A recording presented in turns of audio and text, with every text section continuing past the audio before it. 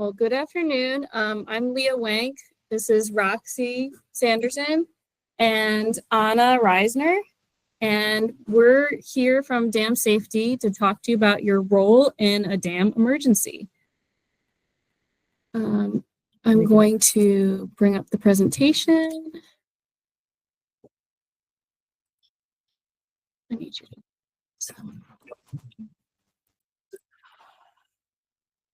I'm gonna share the screen. I got it. We're getting there. Just give us a minute.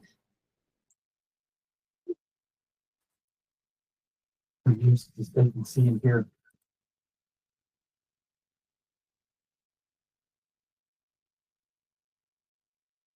All right, can you all see the presentation?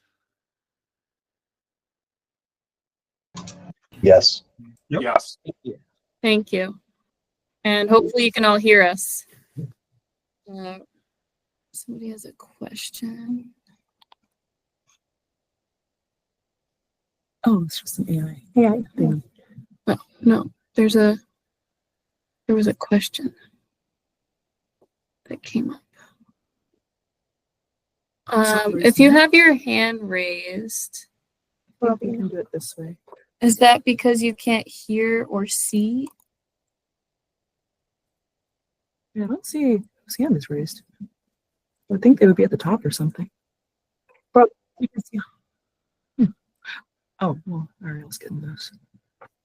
Yeah, I don't see a hand raised. If you have a question, feel free to right now, since we haven't started. Okay, so we're gonna get started then. All right, then. Okay. So as I said, welcome to your role in a dam emergency. Today we're going to go over the risks and consequences posed by dams.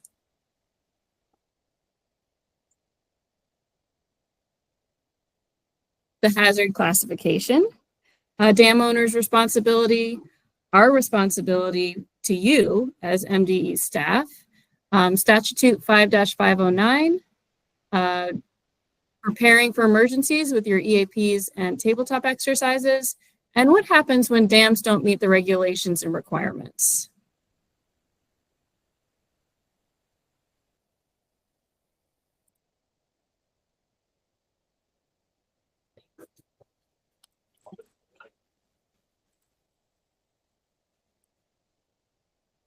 All right.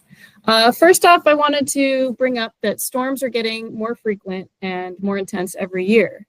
Last year in the fall, we had Hurricane Helene, and that was the most expensive storm on record for North Carolina. We have a short video that I wanted to show you from the hurricane. Let's see, where's the... There we go. Just going to bring it up real quick.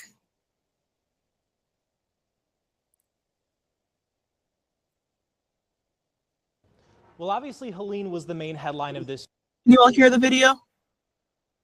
year. It is still going to take Yep. months and even years for Western North Carolina to rebuild. But state climatologist Dr. Kathy Dello says it's also an important reminder these kinds of severe weather events can impact not just the coasts, but the entire state. As Helene devastated North Carolina, the sheer strength of the storm shocking to Dr. Kathy Dello, not just as a scientist, but as someone who loves our state. These are places that I know and love. I have people that I'm very close to up there. The landscape is forever changed. And when the Blue Ridge Parkway closed, that's when it all hit me, that this was something completely shocking, that I had not seen anything like this in my life. From Helene out west to homes collapsing in the ocean in the Outer Banks. Yeah, it's been a year of weather whiplash here in North Carolina. That whiplash went from record heat in June, devastating corn crops, followed by a wet July to September, then back to a dry October. Dello says it's a lesson that we need to be ready for anything, regardless of geography. We're seeing erosion on our coast. We're seeing places that flood that never used to flood. And we're also seeing sunny day flooding, which means there doesn't even need to be a hurricane, and some roads are just experiencing tidal flooding. She says creating stronger buildings moving forward needs to be considered across the state. We know that we see flooding outside of the 100-year floodplain. We can build up, so we can elevate structures, especially critical infrastructure, that we need to keep in certain locations, that maybe it floods on the first floor, or there's a certain amount of baseline area that can take on water. But if 2024 was any lesson, we need to be ready for 2025 and beyond. These events that are happening, we have other examples that we can point to all around the world. The worst things that people have ever seen. We just have to get ready for that. This is happening, it's here and now. And we are still not quite done with 2020. Okay, going back to the other presentation.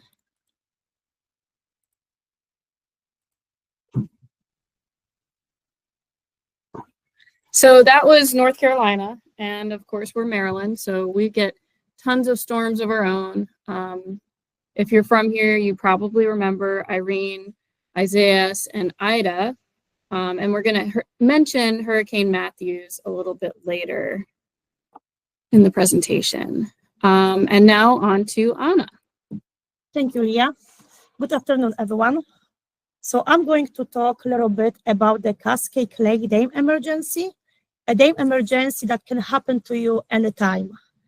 Cascade Lake Dam was a 20 feet high rock-filled dam, significant hazard structure.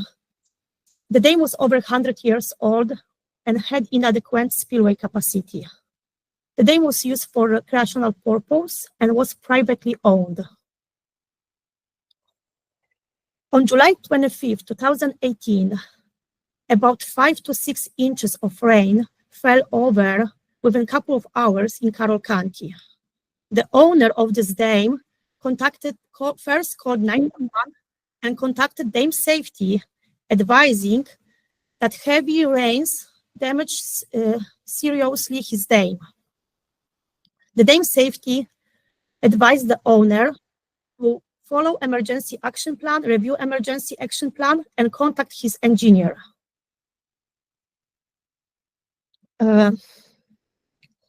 Next, the dam safety staff went to the site to inspect the dam and assess the damages.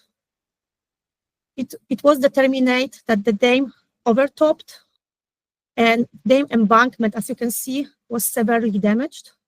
In addition, multiple seepage locations were observed in the failure scarp. The red arrows show the location of the seepage. So the dam was in immediate danger of failure. That's why the emergency action plan level 3 was activated.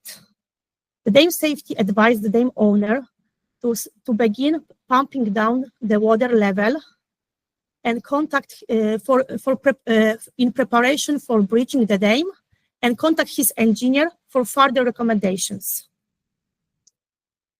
So we don't want anyone to get hurt, die, or cause any property damage.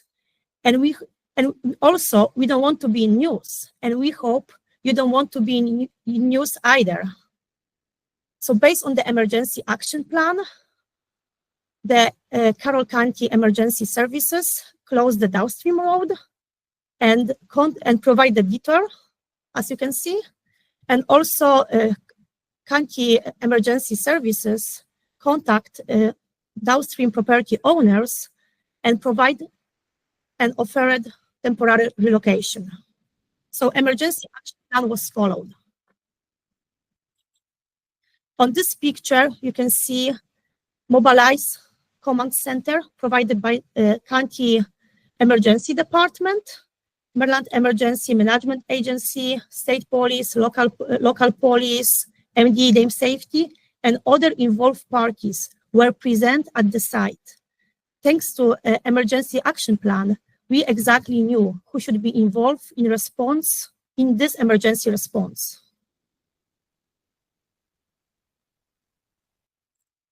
So on the upper left picture, you can see the lake level after first heavy rainfall happened on July 26, 2018.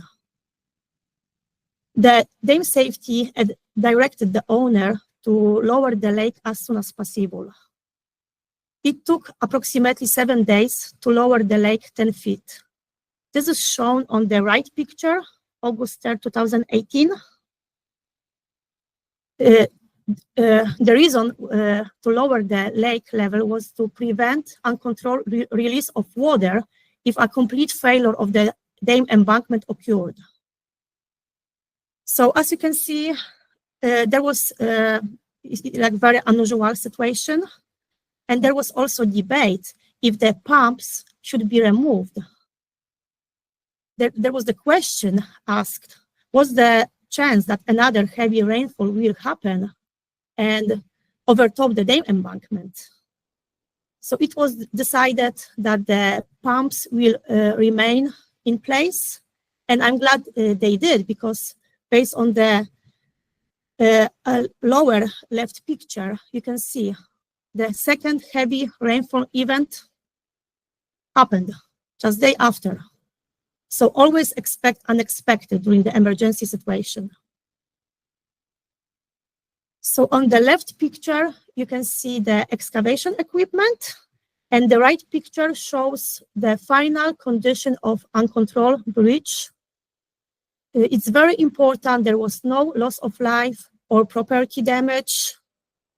In order to help dam owner response during the emergency situation, it's essential to have an updated emergency action plan. It also helps a lot emergency responders to respond quickly without delays. All right, thank you, Anna. Another dam that we wanted to show you is Ryowakan Dam, and it's in Wicomico County. The picture on the left is from 2014 on a sunny day. Dam looks great. In 2016, we discovered a huge sinkhole, which was patched up. And then 2018, a few months after Cascade Lake, the dam overtopped. And the result was this wonderful picture here of most of the road collapsing. So this could happen to you. This could happen to your dam. We hope it doesn't. The one we just showed you was a low hazard dam. Cascade was a significant hazard. So it really, any dam, this could happen to. On average, we have about 5 to 6 emergency action plans activated every year. Since 2000, around 25 incidents have occurred, and of those 25, 7 were full breaches. 2018 was a popular year for us. We had about 9 dams have EAP activations, and 3 activations happened at Greenbrier. This is Greenbrier. As you can see in the upper left corner, it's a popular place in the summertime. A lot of people go there to recreate. There was a seepage event that happened in the middle of the night in winter. These events can happen anytime, so that's why it's very important to regularly inspect your dam. This is the dam failure event tree. The important thing to note is that time is really not related to these steps. It can go fast or it can go slow. We want you to call us when there's an unusual event. The first time you notice something that's not right, give us a call, and if we can, we'll come out, because we really don't want it to reach the uncontrolled release of reservoir or the loss of life stage. Dam hazard class, we mentioned this a little bit. A high hazard dam is a dam where there's probable loss of life. So, you know, Greenbrier is a high hazard dam, even though it might not feel like a high hazard dam. These dams usually have residences downstream, large roads, businesses, people that are going to get flooded out or damaged or hurt. if this dam were to breach. The next is a significant hazard dam. There might be one house downstream, there might be a small road, there's possibility of property damage, but it's not as likely. A low hazard dam, which most dams in Maryland are low hazard. These are the dams that you find in the middle of the woods. If it breaches, unless you're in the wrong place at the wrong time, nobody's going to get hurt. It's going to breach, into the property owner's property. It's not going to go outside of that, and it's low hazard. There's low to no hazard. That's what that means. Okay. There are 109 high hazard dams in Maryland. There are 11 MDE dam safety engineers. So if we have a big storm event or a big rain event, 11 of us are not going to make it to all 109 high hazard dams. Please give us a call if there is something unusual at your dam, but we may not be able to get over to your dam if we're dealing with a lot of other situations at the same time. There are 132 significant hazard dams and 311 low hazard dams at this time. This is important because your dam can go from a low hazard to a significant or high hazard, and we call that hazard creep. As you can see in the picture of Denver, Colorado in 1937, there's no houses around, there's barely any roads, there might be like a farmhouse or two. In 2018, it's a very different story. Those dams go from low hazard to high hazard pretty easily. So what are you responsible for as a dam owner? The dam owner is responsible for their dam and for the damages resulting from a dam's misoperation or failure that would result in a sudden release of water downstream. What does that mean? That means that if there's reconstruction costs, that's on you. There's a possibility that, there's loss of life or property damage, environmental impacts. As the dam owner, you would be responsible for those things. Other dam owner responsibilities. Know the basics of a dam. Know your dam. Is it an earthen embankment? Does it have concrete? Is there a riser? Get to know the ins and outs of your dam. Regularly inspect your dam. This is the important one. We want you out on your dam as often as possible. Or if not you, somebody that works for you, the dam operator, somebody needs to have eyes on the dam. Understand the current laws and regulations. These can change, and we want you to keep communicating with us and stay up to date. Public safety around the dam, you are responsible for public safety. So if your dam needs a fence or it needs signage, those are things that you're responsible for. Know about the risk and liabilities. We talked a little bit about risk with hazard class, but there's more to it. Updating the EAP for high and significant hazard dams. This is very important. If the EAP is not updated during an emergency, you won't know who to contact. So if you have a higher significant hazard dam, please submit updates annually, and we will talk more about that later. Hire a qualified engineer to work on your dam. Please don't call your Uncle Joe or your cousin Steve to come work on your dam.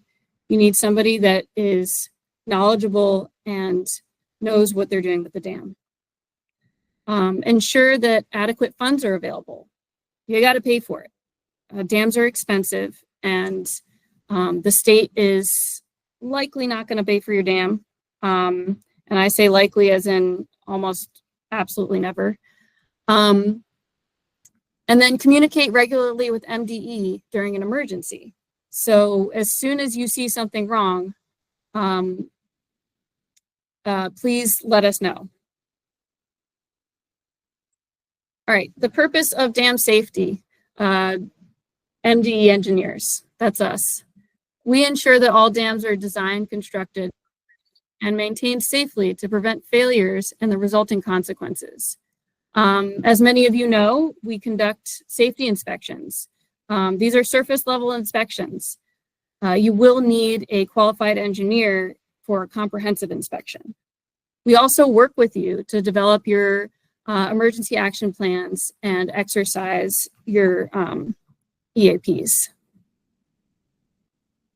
Other things that we do during an emergency, if you've got, water streaming out of your dam, it's a huge, huge mess, please call 911 and then call us. So we are there to provide technical assistance, but 911 will get there much sooner. We get there and we ensure that there's proper evaluation. So say that you have some seepage, we'll come out and inspect it and determine what if the EAP needs to be activated. We might seek advice from your dam engineer. We make sure that as the owner and operator, you're undertaking adequate action. That means if the EAP is activated, are you following it?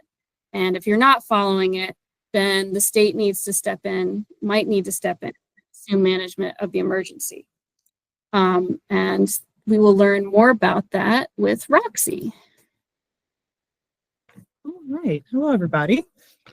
So we're going to talk about Statute 5-509, and that just tells you a little bit about what the law says. So I want to say first, we are not lawyers, but I do want to just kind of guide you through it a little bit.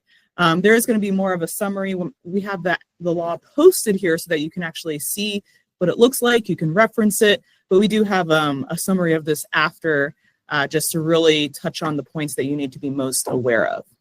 Okay, so I want to point out on this first slide here that, like I said, these are definitions, but the one that I wanted to point out the most is the bottom where it says water infrastructure asset. So that means pretty much if you have a pond or you have a lake and it is regulated by us, then you have a dam on it. Okay, so it's that thing that's holding back the water. So, if you hear from us, then you definitely, it's definitely being regulated. So you need to pay attention to that. Okay, so the whole point is we are making sure that these things stay safe. So we might need to intervene if we do see that there's something that makes it unsafe, if it needs repairs. That doesn't mean, just because it needs repairs doesn't mean that you're not necessarily being proactive. It's going to deteriorate over time. That's just the way that things go. Same way how you need to repair a house. Okay, so, but we're going to keep giving you advice. We're going to keep giving you reports based on whatever is happening.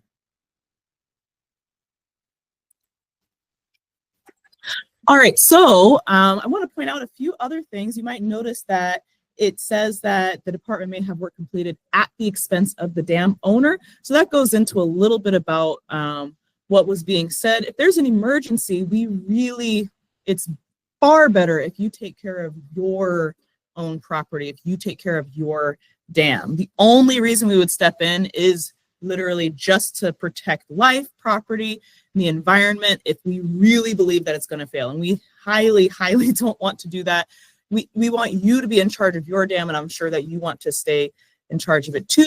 You're the one who's going to try to protect it, and the best way to protect it is regular maintenance and having that EAP, but we'll get a little more into that. Let me continue talking about what's on here. So it says, again, I want to point out some things. If the water infrastructure asset is failing, or if the owner is not, and if the owner is not taking adequate actions. So those are really the situations if it's failing and if you're not taking the appropriate actions. Okay, so again, this is rephrasing it. So it's to protect life, property, the environment, and we're going to make sure that it's safe. So that may not necessarily be how you want it to be, but we're going to make sure that it's safe for people downstream because that's our purpose. Okay, and then any costs that are associated with would be at the owner's expense. Okay, so you would have to, if we had to pay for this to be done, you would need to return this to the department. And also no action may be brought against the state for any reason. So just be aware of that. All right, so now what does that mean? So those were, a lot of words on those slides. So let's break it down a little bit. What does it mean for you? So pretty much if the dam is determined to be at least at level 2 of the EAP, and if the dam owner is not properly addressing the emergency. So again, we don't want you to be afraid of activating your EAP. Definitely, if you see something's wrong, pull out that EAP. I'll talk more about this in a little bit, but in your EAP, it gives you directions. It tells you if you see, let's say, a hole somewhere, like, okay, I see a hole. What do I do? Okay, I need to activate this part. I need to call these people. That's what it's for. If you're doing that, then that means that you are properly addressing the emergency. You're following that EAP, so you do not have to worry about it. This is for people who see that something's wrong and do absolutely nothing, or just something that's inadequate. Okay, so options. So now just keep that in mind. If you have to have your EAP activated, or just in general, we may order downstream evacuations, road closures. Honestly, we are just going to follow the EAP or do whatever is necessary. And the state is going to just try to determine the safest and most cost-effective, depending on how much time we have. It doesn't mean you could look up later and say, oh, I found something cheaper, I'm only going to return that. No, it's really what we could find at the time based on the emergency situation. So the other thing is options that we'll undertake are lowering the pool, maybe redirecting the flow, or even breaching the dam. But again, this would be at the expense of the dam owner. So if you want to keep your asset, which I'm assuming you do, which is why you all are here, you really need to make sure that you are properly addressing the emergency. And again, if you're like, I don't know what to do, guess what? That's why you have the EAP. That's why it needs to be updated so that you do not run into that scary situation of not knowing what to do when it's very stressful. Okay, so 5-59 has been around, but what should you do about it? What's new? What do you need to pay attention to? So we have some things that we expect. So like I was saying, but we're making it more specific for you. You want to monitor the dam and then follow the EAP. There you go. Also give us updates as to, preferably by your assigned dam safety engineer. We recognize that especially if it's a, huge hurricane or just something affecting several dams in the state, we may not be able to necessarily get back to you as quickly as we'd like, but make sure you are reaching out to MDE Dam Safety. And then, because if we're unaware that you're doing what you're supposed to, it's almost like you're not doing it. So please make sure that you're letting us know what you're doing, updating us every step of the way, to make sure that, we all are confident that, people are being kept as safe as possible. And the whole reason, again, is that we don't want any casualties. Nobody wants casualties. Nobody wants anyone to be hurt from this. We don't want anyone's properties, or their homes to be damaged. And dam safety also just doesn't want to fail a dam. So some people might think, oh, they just want to fail my dam. No, we want you to keep your dam. It's just we need to keep people safe. All right, so I've been talking a little bit about, or we've been talking a bunch about EAPs, emergency action plans. So what are they? So an EAP is a formal document that identifies those possible things that you could do during an emergency. So those possible conditions, and then it tells you actions that you can take after you see a certain situation. So just like I was saying, if you see, for example, a hole in your dam, and you're like, oh, that wasn't there before, what do I do? Well, again, it's a stressful situation. You don't want that to be the time when you start trying to think through, okay, what should I actually do? You want to just pull out that document that you've already thought through when it wasn't a stressful situation, and just follow what it says. Okay, so you're going to follow those steps, and in those steps, it's going to tell you to call us. It's going to tell you to call 911. Okay, so you'll be able to follow those actions. Again, it's a stressful thing, but that is why you have the EAP, so that we can still make those good decisions, even though, who makes really good decisions when they're stressed? I know it's a lot harder for me to make good decisions then. Okay. Also, they need to be updated. They're required for high and significant hazard dams, and they need to be updated every single year. and they're due May 1st, tomorrow. Hopefully you've already sent yours in, or if you haven't, they are due tomorrow. So please make sure you have a high or significant hazard dam, that you do submit that update to your dam safety engineer by tomorrow. Okay, and if you're worried about, oh, what if I don't have all the signatures? What if I don't have this? What if I don't have that? Well, we have something for you, and I'll say that in just a little bit. Make sure that before I get to that, your EAP also needs to be exercised every 5 years. All right, so they can save lives, and they must be updated, understood, and practiced regularly to be effective. So you need to keep them up to date. If you don't keep your EAP up to date and then suddenly you have an emergency, that's not the time to start updating your EAP. It could take hours depending on how many updates you need to make. And during an emergency, you don't have hours to update it. You don't have hours to figure out who exactly is going to be affected by this. So it needs to be updated every single year. Or if you know that something has happened, something has changed, maybe they built some new homes downstream of your dam, hey, you need to get more contact information put into your EAP so that people can know, so that you can know who to contact, who to know they need to evacuate if an emergency situation happens. So like I was just saying, EAPs really make it easier to communicate prior to the emergency. It really helps you to be able to stop or minimize any consequences, especially if you don't ignore the warning signs. There have been people who have ignored warning signs and catastrophic things have happened. There have been people in the way that didn't even know that a dam was failing. But thankfully, there are plenty of stories. There are many stories where, because people knew that a situation was developing, they issued evacuations, and even though there was property damage, lives were saved. So we really don't want to ignore any warning signs. And again, just because there's something that looks bad, that doesn't mean that, that your dam is definitely going to fail. We're going to see if we can save it. So we have an EAP template, and we have some updates this year. So we have an introduction section and a roles and responsibilities page. And in those pages, those were things that we kind of talked about already, but please read through those because they do contain more detailed information. And again, it'll look familiar because it's similar to what we already said. So it, hopefully won't be too much on you. So please read through it, because while we're touching on the highlights, you want to make sure you know everything that you're responsible for being a dam owner. The other thing that I was mentioning before, if you're worried about getting a lot of signatures, is that we don't have a concurrences page. So in the past, you needed to have a lot of people sign or initial the EAP to show that they received it. Now you don't have to do that. They still need it. We still need, for example, emergency managers to have the EAP, but you just don't need to make sure that everyone sends it back to you with signatures, because that was kind of slowing down the process. So it's more important that they just have it and they have it than us specifically having all the signatures. So that part's to help you out.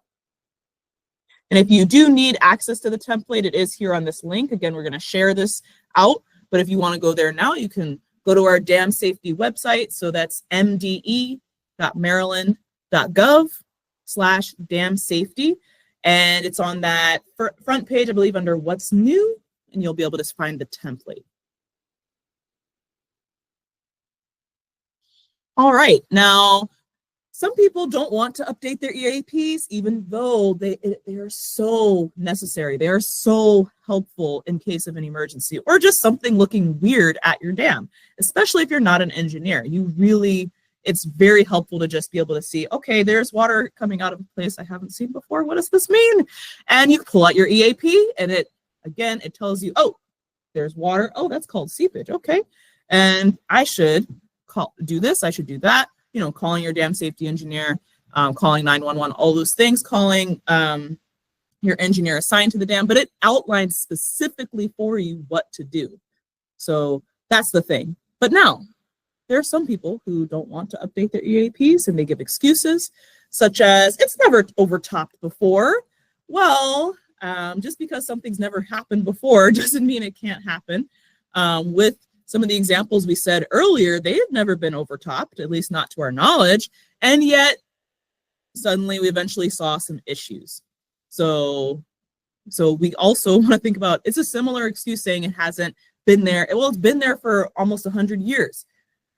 Similar thing, just because it's been there for 100 years, kind of like your house, the older they are, the more maintenance they may need. So if you aren't keeping up to date on your maintenance, especially if your dam safety engineers are contacting you saying, hey, you need to replace the concrete, you need to fix the concrete or get it looked at. Maybe we need to get somebody to look at, hey, there's some seepage coming out in this area, there's some water coming out in this area. We're going to try to help you to know, hey, you need to get some repairs done. If you keep ignoring that, then your dam probably is not in good condition, even if it's just been there 100 years. Again, like a house, if you're not doing anything to maintain it, it is going to deteriorate. So that's not an excuse to assume it's not going to fail. And also, kind of my favorite one, if you want to say that, is it won't fail suddenly. Well,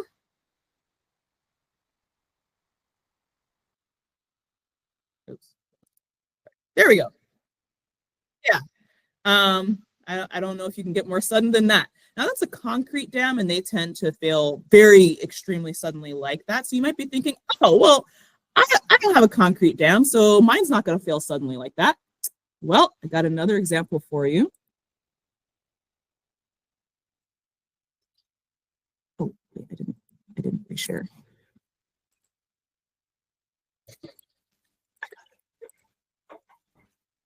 All right, so this one, I believe, doesn't have sound, but let's zoom in. You can see here, looks like something was already going on, but it was kind of slow. But oh, wait, we got some water gushing through suddenly.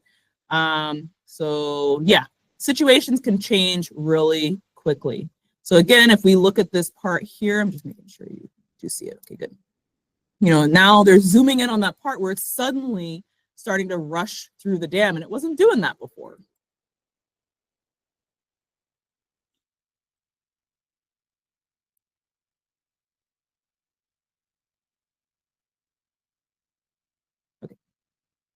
Yeah, so those are two situations where it can fail suddenly. We hope that they don't fail at all, but they can fail suddenly, and that would be a really difficult thing to deal with. But again, that's why it's so important to maintain your dam and then also update your EAP. So we talked about updating your EAP. We talked about a few levels that are associated with that. We talked about, if it's level 2 or above or these kinds of things. Let's talk about what those mean. So a level 1 emergency level is something that's really slow. So you see something on your dam, it doesn't look right, you pulled out your EAP and you're like, okay, so this is what I do. Excuse me. And it tells you what to do. So normally, again, this is slow. We're not thinking that it's going to fail, anytime soon. But it could lead to that. We're just seeing something that doesn't look good at all. So we want to make sure that we're letting the right people know, and we're going to start taking actions to repair it, to fix it so that it stays safe. Level 2 is, oh no, I'm seeing something that really doesn't look good. That looks like something might happen kind of quickly. Okay, I need to, look at my level 2, and okay, so some people might need to be evacuated.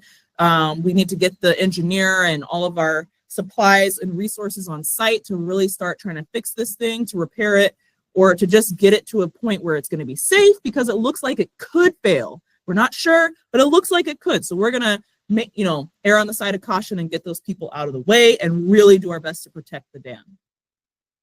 Level 3 is, oh no, it looks like it's going to fail like anytime now. We need to get people out of the way now. It could fail at any moment, so we probably can't fix the dam. But we need to just get people out of the way and really make sure that, we're prepared for this failure. So those are 3 different levels that you have in your EAP.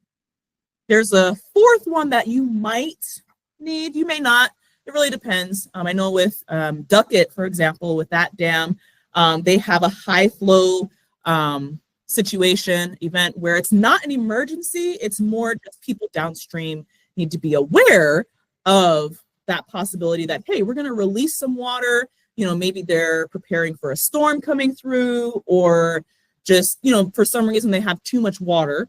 So they're opening their gates, which means downstream people are getting more water than usual. So they just have this thing in the EAP because the EAP still lets people know, hey, there might be a danger. It still has all those people you need to contact. So some people have a fourth one, even though that's not really an emergency level with high flow. Now, we talked about the emergency levels. How do you determine them? What you do is you set some kind of trigger elevations. It really depends on your dam, exactly what the elevation would be. It depends on how much water flows to your dam, so we can't just definitively tell you a number. But the idea is that you want to work with your engineer, work with your dam safety engineer, and just any data that you have to choose a realistic point for when you would need to let people know. Okay, and then you're going to want to have an actual gauge that anybody can read, because sometimes, you know, you may know, okay, if it's at 4 feet, that means I need to activate the EAP. Somebody walking by is not going to know that. So you want to have something like this that's easy to read by any person. So if you notice at the water level, or where the water level is, you know, it's below the yellow line. So maybe somebody who's walking by is like, oh, it looks a little higher than usual. I hope everything's okay. Oh, okay, I see it's still below that yellow line. I think that means it's safe. So they know it's fine. But if they see, oh, wait, it's almost to the red. Oh, it's never been there before. Let me call somebody. You know, they'll probably call 911 or something. If they see something as clear as this, that it's actually at the red level, it's like, oh no, that's not that. I can tell that that's not good. Oh, maybe I shouldn't even be on this dam. Okay, so, you know, I think I glanced that there was a question asking about a camera on the dam. I didn't read the whole thing, but yeah, it would be good if you can have a way of monitoring it, but it's also good to have a simple gauge like this, even if you do still want numbers, just so that anybody who's walking by can see it. You know, you might have a camera, but it could fail. You know, you might assume, you know, people might check on it all the time, but let's say they check on it during, you know, normal business hours, but something's happening at, I don't know, 7 or 8 p.m. at night, and just somebody was walking by and they saw it.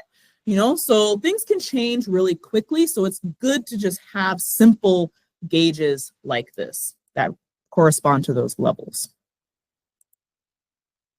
All right, so we talked about how you want to make sure that the levels are good and it gives us enough time to actually evacuate people. But who do we evacuate?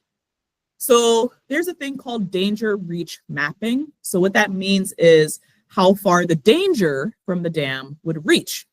Okay, so if you look here in the lower right-hand corner, you'll see that there's a map showing where if this dam were to breach, where it would cover. So you might notice initially it doesn't really affect many people, but close to the end it does. So you want to make sure that you can see that, oh, okay, I actually don't need to evacuate the people right next to the dam. It's really the people further downstream that need to be evacuated. Okay, good. That's good for the emergency managers to know, so that they can just have that map and then they send out the people to the right place to evacuate everybody. You know, you don't want to evacuate people that are going to be completely fine, because that's just a waste of time and a waste of resources. And we want to focus on protecting the right people. So there are a few things that if you are an engineer or you're giving this to your engineer, that you need to be aware of. So just different flooding limits, so different situations that could happen. You want to have different pictures so that you have plenty of detail.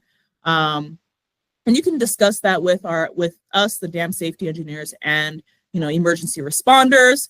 But the whole point is it needs to be quickly readable. If you can't just say, oh, we are in an emergency situation, I'm just going to turn to that page in the EAP. Okay, I evacuate these people. If you can't do it that quickly, pretty much as quickly as I said it, then it needs to be simplified. Okay, so that's what you want to make sure is being done. If it looks complicated, then it's probably too complicated for an emergency situation. Now, these are required for all dams, not just high and significant hazard. And we prefer HEC-RAS 2D. That's a software that's available online for free. And it's just a very good one to use. If you have questions, you can feel free to ask about that. Now, earlier we mentioned that your EAP needs to be exercised. So what does that mean? Well, you would have a tabletop exercise. It's called a TTX, how we abbreviate it. There's a House bill that says high and significant hazard dams are required to have your EAPs annually updated. And you also need to have a tabletop exercise every 5 years. Okay, so a tabletop exercise is when you, the dam owner, or emergency managers, or anybody else that's kind of related to that situation, gathers together so that they can basically pretend that there's a scenario, like there's an emergency situation, and use the EAP. And that helps you to kind of figure out, oh, how do I use the EAP? But then also, oh, wait, you know what? This part of the EAP actually didn't work that well. Let me change it a little bit to match my dam better. It helps you catch those, not necessarily mistakes, but it helps you to catch those things that just may not quite work out as well for exactly where your dam is, exactly the situations with it. Now, this may sound kind of daunting to organize, but thankfully, most counties in Maryland host these, so you don't have to always worry about organizing them yourself. It's kind of nice, actually, when a lot of people gather together, a bunch of different dam owners gather together with the emergency managers, so that you can bounce ideas off of each other.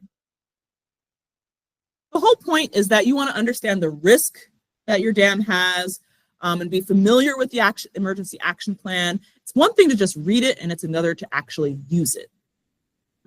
So it'll also help you, again, like I just said, learn how to improve it just based off of your dam.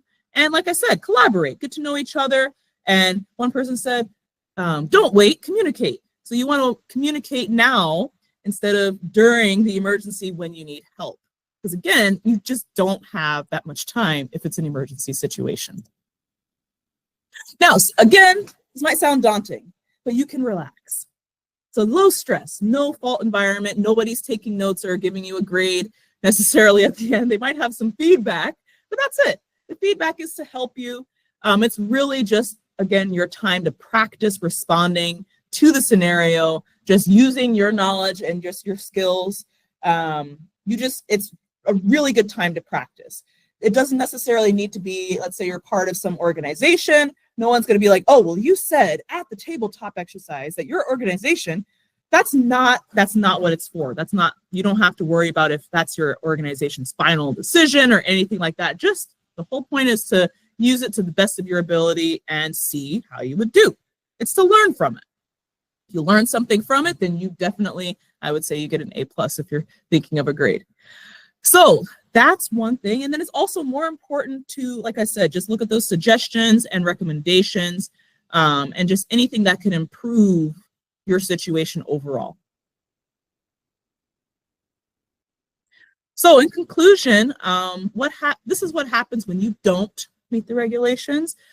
First of all, the state will not fix your dam. And the dam owner is still responsible for their dam. Now, the thing is, when the dam owner does not provide the maintenance and required repairs during an emergency, the state will have no choice but to step in and act, but at the cost of the dam owner. So we would only be acting because we have to keep people safe. So again, this is not to scare you. This is just a reminder of what the law says. But so if you need help, please reach out. We really will do our best to help you, but we are only 11 people. So with that, thank you. Any questions? We have questions in the chat. We do have questions in the chat. Okay. Oh yes, the slides will be available to access after the presentation. We can send them to you in an email, or I think we're gonna upload. we can make sure that they're available, and we will let you know how they are available. Yeah, we'll upload to the dam safety And then website. there's a question about who needs to sign the EAP. That's the dam owner and your MDE dam safety engineer, us. Looks like we had a question about automated alerts if dams rise to a certain level. Some dams do have this. And that goes into the question about an automated camera. I think Roxy talked about that a little bit. I'm gonna step in on Charlie Wallace. Oh, should I turn on the camera? A lot of people like to have automated sensors for monitoring their dam, and that's great in general. And a lot of times they're 99% reliable. The one time they're not reliable is during a hurricane or during a storm event when you need it the most. So you can, if it's giving you information, that's great. You can certainly use it, but you can't rely on that 100%. You got to be able to still be able to put eyes on the dam at times. All right. Let's see. I'm going to look at more of these questions. We had some closer to the beginning. Let's see. Read. And oh, actually, I think that was it. Okay, so somebody had his hand raised. That was me. Martin? Last year we had a letter attached to the EAP. Is that all incorporated in the new template?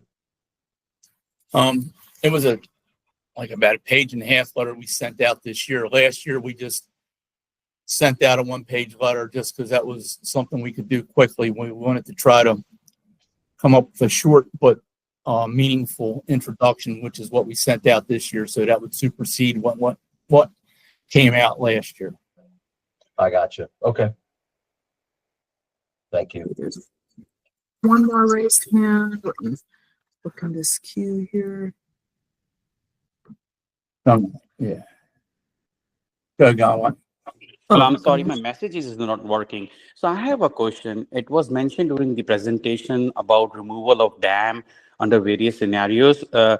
So when a dam is being removed, most of the times or many of the times the dams are providing stormwater management. So who will be the responsible party for the peak management of the downstream flooding? You know what I'm saying?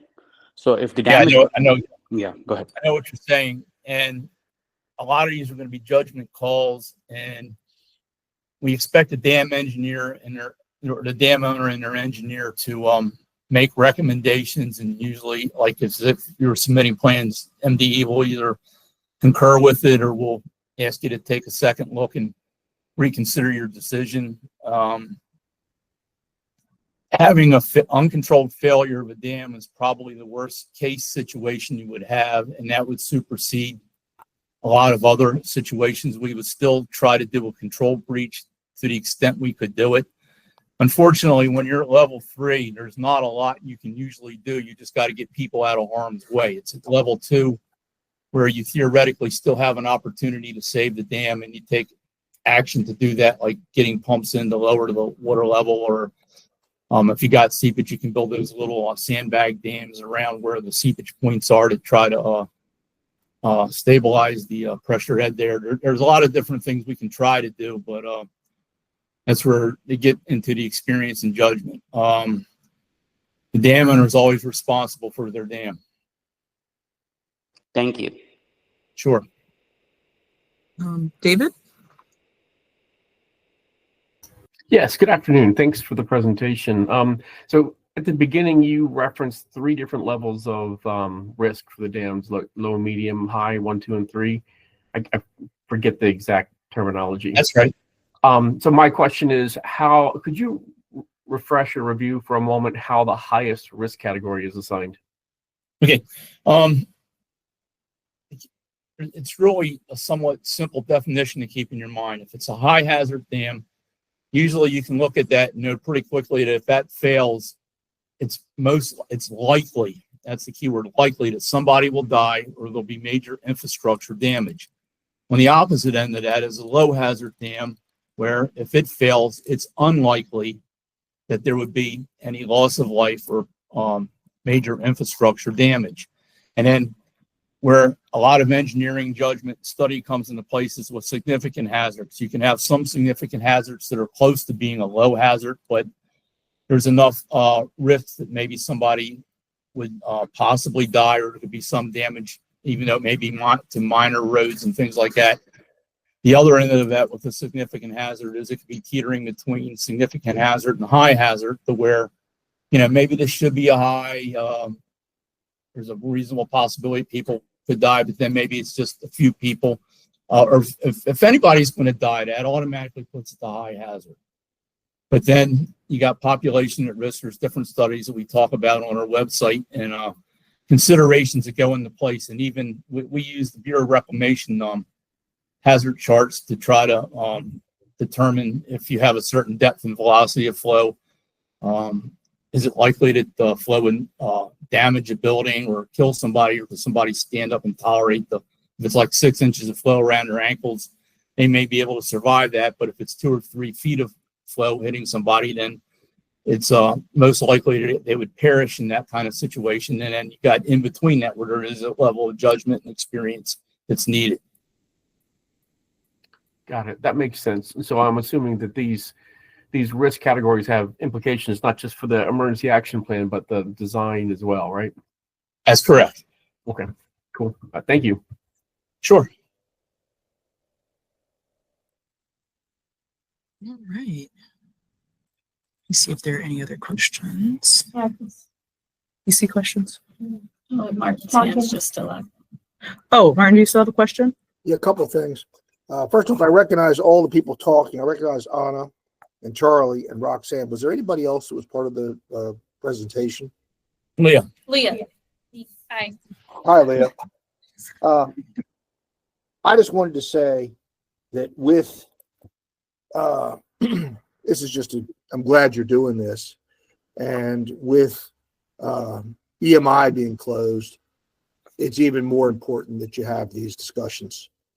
And that's where we used to get together and talk about this stuff. And it's really important that this happens. I want to commend you for doing it. And even after I retire, it doesn't matter to me anymore. I want to really encourage you to keep doing this.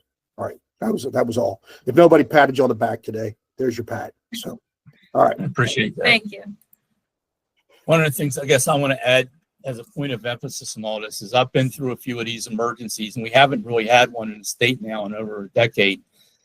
But in the past, it's almost like no news was good news. There was just 4 of us, and we would hear from the dam owner if there was a problem, and usually the dam owner has been very responsible in getting a hold of us if there is a problem in an emergency. But we need to try to do better, and that's what we're pushing for with the EAPs now and these changes, is that it's good for a dam owner to get to know the engineer assigned to their dam, get a good working relationship going. And most emergencies, we know in advance that a hurricane's coming or something like that.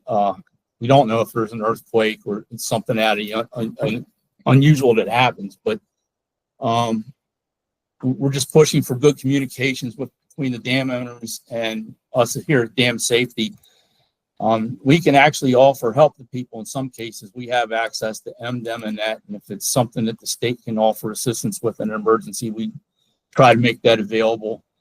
But the state law now has given us a very active role in emergencies. In the past, we kind of had a secondary role as an advisor during an emergency, but now the state is looking to Dam Safety to do our best to ensure that dam owners are following EAPs and doing everything they can reasonably do to safeguard the public. It's like Susan had a hand raised earlier. Hi. Yes. Hi. We've been giving a lot of thought to the tabletop exercise thing, and I noticed in the presentation you said most counties host that.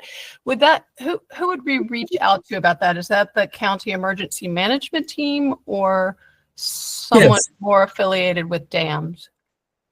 I would recommend the emergency management people. This is something that we're going to try to, over the next few years, coordinate better to try to get it to where there's a regular schedule. And maybe 4 or 5 counties a year could conduct EAP, the tabletop exercises, and kind of spread it around. But this part of the law is it's reasonably new. It's maybe 6 or 7 years old, but we're going to keep getting better at it. But it's good to have everybody in the room at the same time. If nothing else, you know that person. And then if there is an emergency, it's not a stranger you're talking to, but somebody that you're comfortable talking with. Right. I absolutely understand the value. I just, as a as a single dam, it's a little daunting to try to get all those people together. So that's why I was Yes. interested in joining other owners. Yeah, so I mean, it's daunting for us too. We can't go to 50 tabletop exercises a year. We wouldn't be doing anything else but that. We need to have it at a manageable level for everybody. So that's something we're trying to see if we can improve. Thank you. And Gunwat, you have your hand up again. Sorry again. In the previous dam safety presentation, there was a mention that some of the counties, not all, have delegated authority for dam safety, and they have staff and everything, and some of them still comes to dam safety for reviews and approvals. Do we have a list of those counties at present, if I'm in PG County, would I be sending the plans to PG County for dam safety related? Or should it be going to dam safety? Good question. My colleague, John Roach, who runs the permit division for dam safety, he would be the one to reach out to for that. I'm really not savvy as to what the exact list would be at the moment, but he knows which counties are able to, I assume you're referring, there's a number of different things that are going on, but he's current on that. And he knows what's approved and what's not. I'd recommend reaching out to John on that. That makes sense. Thank you so much for your answer. Yeah. All right. Any more questions? Megan has a question in the chat. Oh, okay. Oh, let me see. So the dam owner is the only signature needed before we send it to MDE engineer, but we still need to get the other emergency personal signatures after MDE signs. Oh, so we took away the concurrences page. So you don't need the other signatures at all for the EAP. You just need to make sure that those people that are on that record page receive a copy of the EAP. The dam owner signature and the MDE signature are the only two that you need with the new template. I want to give you another concluding thought here is emergencies don't wait for an EAP to be perfect. We need the best information available, and that's why we're trying to simplify the signatory process. It's important for the dam owner, the emergency management people in a given county, and for us here at MDE to have good current contact information, and then everything else can be worked on to make it better. We don't expect perfection, but we want you to give us your best effort by May 1st of each year. And we'll work with you to try to keep making it better, and you can keep working on it throughout the year. You don't have to wait till just May 1st.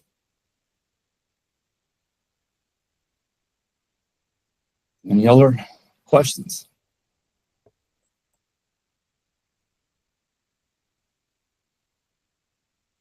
Okay, well, if anybody has further questions, you can always email us. Our contact information is on the website for dam safety. Yes, I see another. One more question. So, Sure. We're in the process of building the dredge material containment facility, which is governed by dam safety, and we've dealt with John Roche. So this EAP is part of when we're still in the process of construction. So I'm assuming / hoping that as the dam is finished, the containment facility is finished, we're going to be submitting our EAP with like the as-built drawings, and that will be what we need. So during construction, we have, as long as we're being supervised and communicating with John Roche, are we in the compliance with the EAP? I guess that's my question. The responsible thing to do is, before you're able to fill it the first time, you're supposed to make a written request to MDE to begin filling your dam. And at that time, you should have an EAP available, because when there's water behind the dam, then it becomes a hazard. Yep. Okay, that makes sense. Okay. So I appreciate that. Sure. And that's also when you're doing the first filling of any dam, that's usually when there's the greatest risk, because that's the first time there's a real load on the dam. And if there's any imperfections or other issues, that's when they're going to come to light. Yep. Thank you. That makes sense.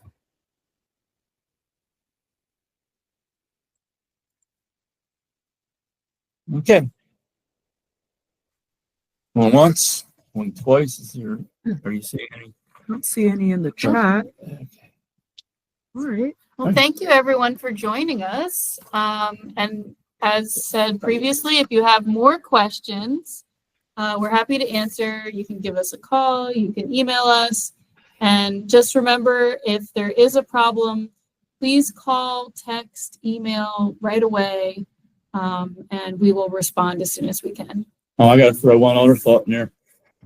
Some counties require you to call 911 on their EAP, but rather than initially going to 911, you really need to go to your EAP and follow the communication chart as to who it tells you to contact. Okay. All right. All right. Thank you. See Bye, y'all. Charlie. Goodbye, Anna, Roxanne, Leah. Have a good rest of your day.